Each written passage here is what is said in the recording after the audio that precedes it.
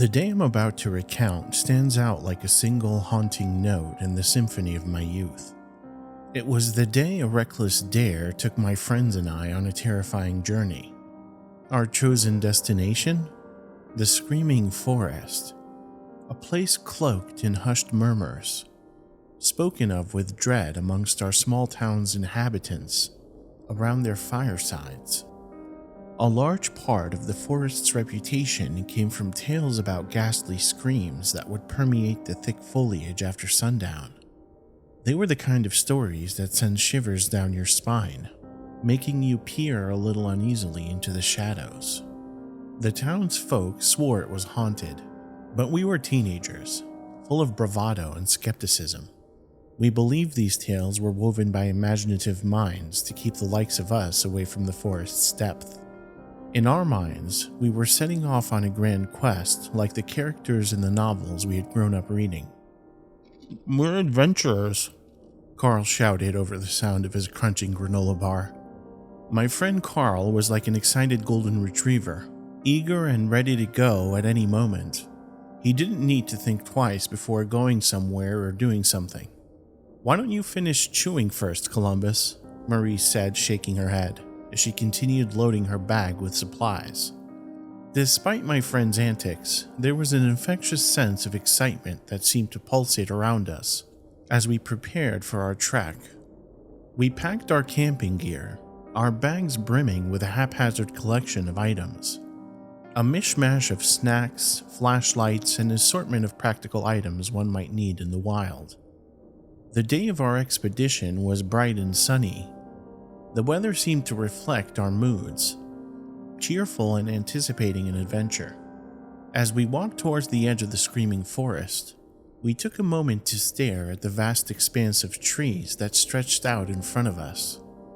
Carl and Marie were amazed at the size of the forest, and it looked less daunting in the light of day, its ominous reputation seemingly muted under the warmth of the sun. We stepped into the forest, our jovial banter echoing off the tree trunks as we moved deeper into the woodland.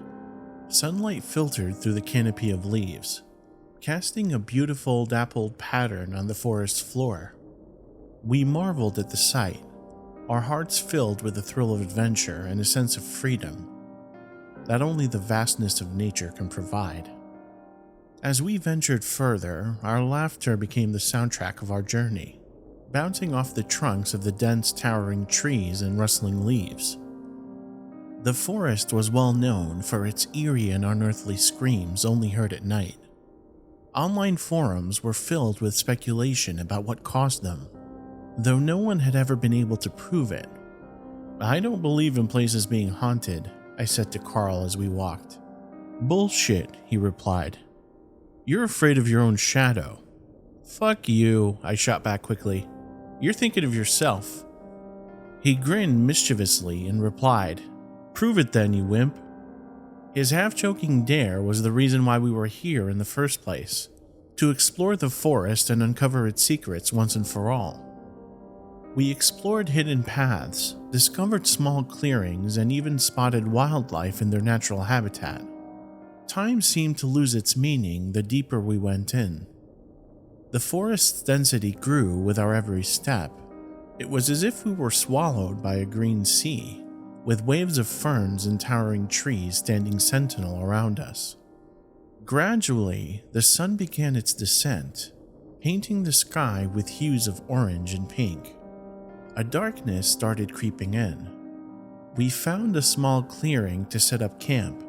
The sinking sun ushered in the twilight, bathing the forest in an ethereal glow that straddled the line between day and night. We gathered around our makeshift campfire, which cast long dancing shadows that stretched out to the darkness beyond. We exchanged stories, our voices mingled with the crackling of burning wood. "Okay, this is pretty creepy. I have to be honest," Carl said. "Well, this was your bright idea," Marie replied. "I know, I'm just saying." "All right, you two," I said. "Let's keep it civil." As the darkness thickened, the forest underwent a transformation. The shadows grew deeper, and the noises softer. The once inviting woodland was now cloaked in an ominous silence that felt thick and palpable. It was as if the forest was holding its breath, biding its time before it revealed its true self. Our conversation began to die down as fatigue set in. One by one, we retreated into our sleeping bags, their synthetic material a poor substitute for our cozy beds at home. The sky was a canvas of stars, a mesmerizing sight that almost felt surreal amidst the intimidating darkness of the forest. Just as we were about to surrender ourselves to sleep, a sound pierced the night. It was a scream, an anguished cry that echoed through the towering trees and seemed to freeze the very air around us. For a moment, we were completely still, our hearts pounding in our chests, our breaths caught in our throats. The laughter and banter from earlier felt like a distant memory, replaced by an icy dread that clung to us. Carl tried to dismiss it as an animal's cry, but there was an undeniably human quality to it, a note of fear and pain that was too raw, too real to be anything else. It was as though the terrifying stories we had heard about the forest had come to life. It was real, I thought to myself. It was all fucking real. As the screams echoed again, a deep sense of unease crept into our camp. We huddled together, dead silent and straining to hear from which direction these terrible sounds were coming from. Our flashlights scanning the surrounding darkness. We were no longer just a group of friends on a camping trip. We had inadvertently become players in the terrifying narrative of this godforsaken forest. We argued about what to do next, our voices mere whispers in the vast expanse of the darkened forest. Carl wanted to pack up and leave, while Marie and I felt an obligation to investigate, arguing that there might be someone out there in dire need of help. Overriding Carl's protest, we decided that we couldn't ignore the screams without at least trying to help. We prepared ourselves mentally for what lay ahead. Armed with only our flashlights, we set out towards the source of the screams. We pushed through the underbrush, our lights cutting through the darkness, their beams darting around like searchlights. Every rustle of the leaves, every snap of a twig sounded like a gunshot in the deathly silence and made us jump. As we pressed deeper towards the harrowing sounds, the unease in the pit of my stomach grew stronger. What were we doing here? Every cell in my body wanted to turn and run in the other direction as quickly as possible. I looked over to Carl and Marie to see if they felt the same way, but I couldn't tell. Even with our lights, it was so dark. They seemed like obsidian figures moving slowly through the density of the trees. I had no choice but to keep pressing forward, my heart aching with a mix of fear and resolve. After what felt like an eternity, we stumbled upon a scene straight out of a dystopian nightmare. Nestled amidst the thick foliage, standing like a grim monument to mankind's darker side, was a colossal concrete structure. As we slowly approached the looming structure, our flashlight beams barely penetrated the inky darkness that shrouded us like a blanket. We could hardly believe what we were seeing. For a moment, all of our fear and worry seemed to subside as we stood entranced and in awe of this strange and unexpected sight. As we moved closer, however, reality began to sink in. The structure seemed to rise from the forest floor, an unwelcome intruder in the verdant tranquility. Its presence was incongruous, the cold gray concrete standing in stark contrast to the natural surroundings. The sign near the entrance marked crudely the word quarantine. I felt a cold chill run down my spine. The structure was imposing and daunting, surrounded by an eerie silence that was only punctuated by the occasional pained cry echoing from within. A horrifying realization began to dawn upon us. This was the source of the screams coming from the forest. Was this some sort of torture chamber? I pulled out my cell phone. No service. Shit. I looked over at Carl, who was desperately trying to get our attention and gesturing for us to get out of here. I exchanged wide-eyed glances with both him and Marie, each of us feeling a mix of terror and grappling with the implications of our discovery. We were in way over our heads. This was a situation we neither anticipated nor understood. We were just a bunch of friends, not detectives or superheroes. I've seen enough horror movies to know this sort of thing doesn't usually end well for people like us.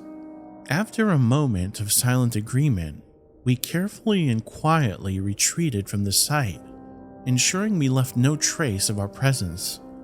We had no idea what kind of operation was going on in that clandestine facility, but we knew we had to alert the authorities.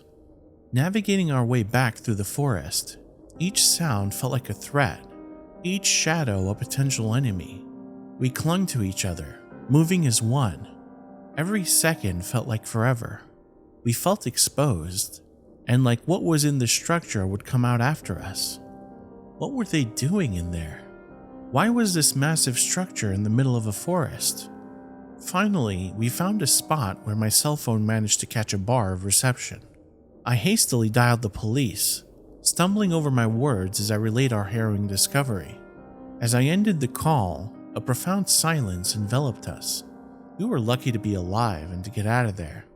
The following morning saw a flurry of activity that our quiet town was unaccustomed to. Police cars, news vans, and emergency vehicles crowded the edges of the screaming forest. The sleepy woodland was abuzz with the harsh sound of sirens and the commotion of official activity. Authorities had descended on the forest, turning it into a massive crime scene. The structure was a hidden lab, and it was now swarming with law enforcement. They emerged occasionally, faces grim and tight-lipped, their uniforms a stark contrast against the natural backdrop. I can't imagine what they saw in there. Over the next few days, the horrifying truth began to unfold. The covert laboratory was involved in illicit activities, conducting biological experiments on human subjects.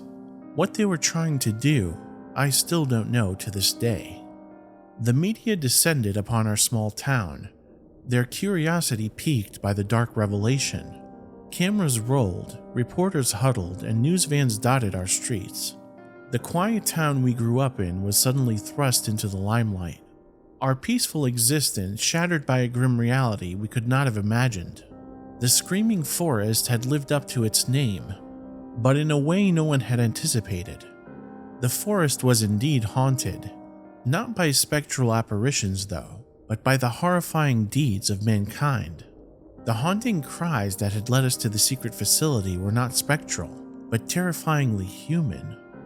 As the weeks passed, life slowly returned to normal, but the experience had left an indelible mark on us. Even now, when I hear a scream, it isn't the thought of ghosts or monsters that sends chills down my spine, but the memory of that hidden lab nestled in the depths of the screaming forest. It's a stark reminder that our true horror didn't lie in the supernatural, but within the realm of humanity's darkest corners.